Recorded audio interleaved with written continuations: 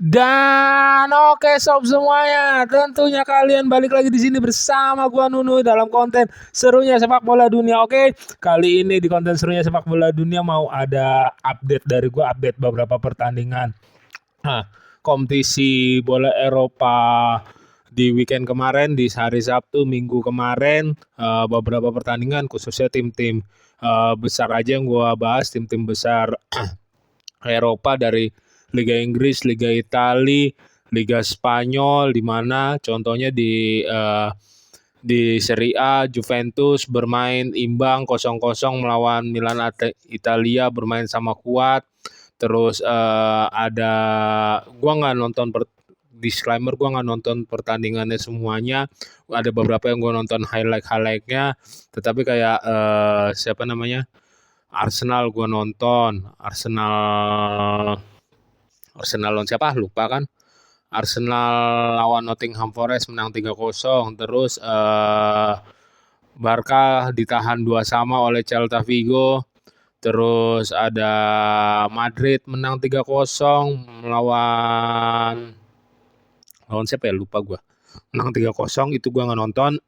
Tetapi gua beberapa saat yang lalu, beberapa jam yang lalu gue tadi ngecek highlightnya, terus gue nonton highlightnya, terus ya dengan kemenangan 3-0 ini kan Madrid menempel Barcelona, menipiskan jarak menjadi selisih berapa, 4 poin gitu kan. Walaupun harus dibayar lagi kemenangan dengan ada yang cedera lagi, si Vinicius kan cedera kan.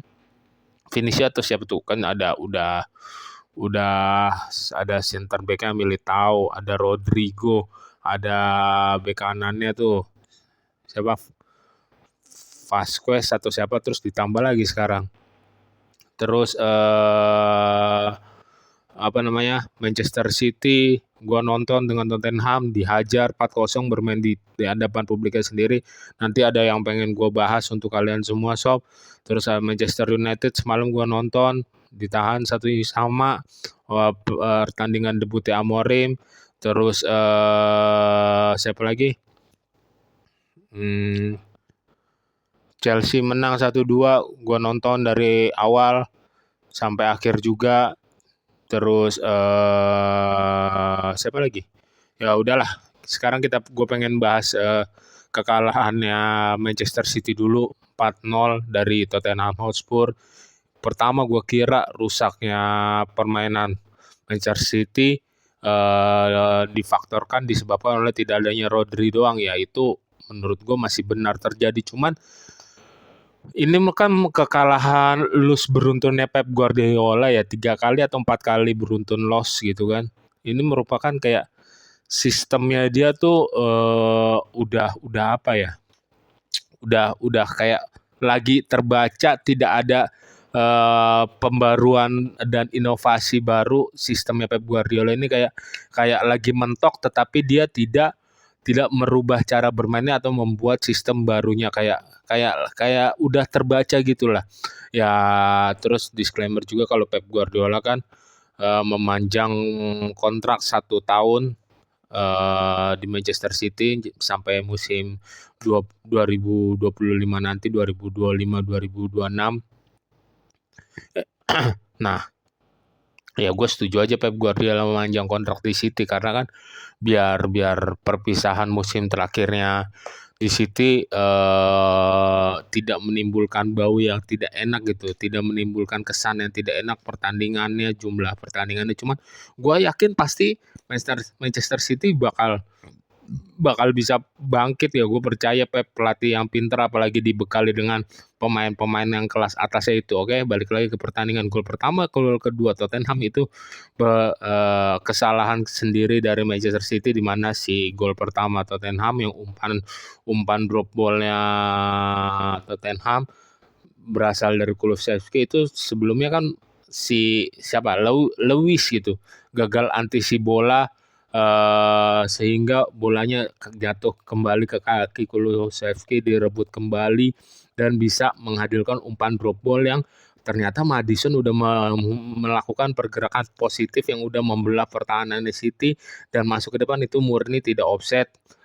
kelas pergerakannya Maddison dan diakhiri dengan finishing yang bagus. Gol kedua juga terlahir dari kesalahannya Manchester City itu sendiri, di mana lini tengahnya tidak bisa untuk mengeluarkan bola dan akhirnya dibaca oleh pemain-pemain Spurs dan bolanya jatuh ke Son. Son melakukan pergerakan yang bagus, menusuk masuk ke tengah dan melakukan passing kepada Maddison back heel atau lupa, dan diakhiri one by one dengan yang bagus oleh kipernya, oleh Maddison kepada Ederson, di chip bolanya diangkat das. Gol ketiga, gol keempat itu berasalkan semuanya dari reaksi football dari serangan balik oleh Spurs. Gol ketiga, gol keempatnya. Gol ketiganya sempat dicetak oleh gol ketiga apa gol keempat itu sempat dicetak oleh Pedro Porro lah, dari umpan tariknya Kulusevski kalau tidak salah, narik ke belakang langsung di bank, selesai. Terus gol keempatnya tuh diselesaikan oleh Brian Johnson yang pemain wing kirinya mendapatkan lolos space, akhirnya membuka ruangan, di umpan silang, gol lagi ya. Bukannya Manchester City tidak hadir tanpa peluang ya, bukannya Manchester City ada peluang dari Gundogan, syutingan si kipernya Tottenham lagi bagus juga nih di syutingnya nih. Beberapa kali syutingan kagak gol. Haaland sekali syuting digagalin juga Gundogan. Terus siapa lagi, ada melakukan 3 atau 4 penyelamatan save yang penting, dan Haaland lagi-lagi giliran Spurs di babak kedua melakukan blunder tuh, tapi finishingnya dia masih membendur Mister Gawang. Aduh, emang lagi bau banget nih. Manchester City. Pep Guardiola harus merubah, harus memberi cara pandang sudut bermain yang lebih baru, harus ada kombinasi permainan. Emang dibilang menguasai pertandingan tuh pasti gitu Manchester City. Makanya lawannya Spurs dengan kelebihan selalu bisa bermain dengan reaksi football, apalagi punya winger yang cukup cepat, yang cepat juga kan, ya bisa memanfaatkan keadaan itu, akhirnya menumbangkan Manchester City 4-0 di publiknya sendiri. Harus ada skema setup permainan dari Pep Guardiola, pembenahan di secara taktik oleh Pep Guardiola juga, gimana tidak ada tergantungnya, tidak ada kayak KDB kan baru dimainkan di babak kedua terus sekarang. Tidak adanya Rodri, tidak adanya KDB, itu harus menemukan cara gitu. Semoga nanti entah itu ada datang transfer di pemain baru, cuman kan ini masih ada jeda 1 bulan lagi menuju transfer, harus ada pembenahannya itu sendiri dari skema dan setupnya. Terus Ruben Amorim gagal memberikan kemenangan terhadap Manchester United di laga debutnya. Kalau kalian bilang Ruben Amorim out, lucu kalian gitu kan ya. MU sebetulnya kagak bermain jelek gitu, sumpah ini MU kagak bermain jelek gitu. Kalau kalian yang banyak yang bilang kalau entah itu fans atau emang pembencinya MU, ya semestinya Van Nistelrooy yang berada di kepelatihan MU, gue setuju juga. Kalau kalian nonton konten gue sebelumnya, entah itu sebagai caretaker, entah itu sebagai asisten, gue pengennya Van Nistelrooy tetap berada di Manchester United gitu, karena dia sedang tahu kedalaman Manchester United dan sempat bangkit kan bersama MU di 4 pertandingan, walaupun lawan-lawannya juga nggak bagus-bagus banget, cuman dia lagi memberikan angin kemenangan gitu. 3 pertandingan kan diberikan kemenangan, 1 kali imbang, seri lawan Chelsea gitu. Nah, kita bahas balik lagi ke pertandingan debutnya Amorim, ya gol cepat emang itu terlahir gara-gara reaksi football juga, serangan balik juga.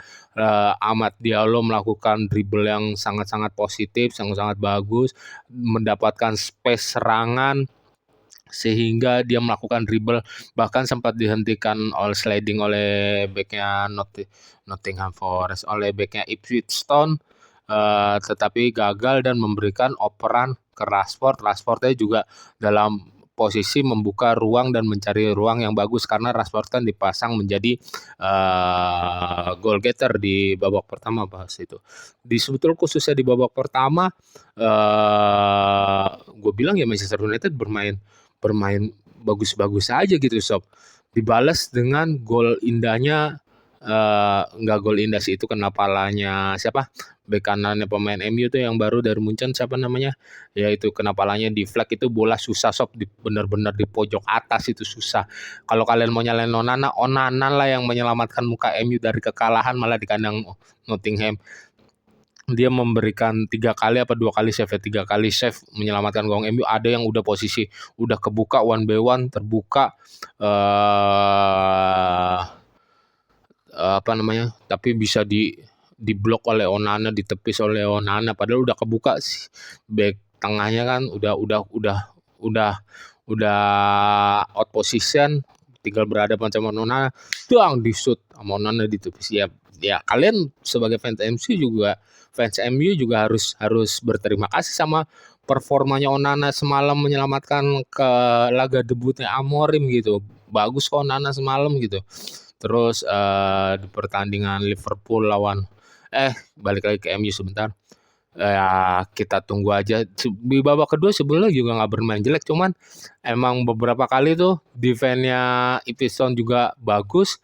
Terus ya nggak jalan skemanya Amorim, makanya kan dia timbul di beberapa media kalau Amorim tuh bilang ke asisten pelatihnya, ke tim pelatihnya jangan diberikan perintah-perintah yang berat, perintah-perintah yang rumit kepada pemain-pemain, biarkan pemain-pemain gampang mencernanya dan melakukannya dengan baik di lapangan ya, kurang lebihnya seperti itu. Ke pertandingan Liverpool, sebetulnya ini pertandingan gua nggak nyangka Southampton bisa mengimbangi Liverpool, bisa bisa bermain dengan segitu walaupun dia harus fokus bertahan terus gitu. Capek lo fokus bertahan terus ya, contohnya kayak Indonesia lawan Jepang aja. So oke, balik lagi ke kasusnya ya golnya Southampton yang pertama walaupun penaltinya udah ditepis sama Kaler, udah ditebak itu terjadi gol lagi, emang itu betul penalti, gue setuju itu penalti. Terus golnya Salah mencetak 2 gol, Szoboszlai mencetak 1 gol. Golnya Szoboszlai kan berasal dari clearance yang kurang rapi, yang nggak baik, yang nggak bagus dari defender Southampton. Membentur nggak sih lupa gue, terus jatuh ke kakinya Szoboszlai, kipernya udah out position juga, di shooting gol.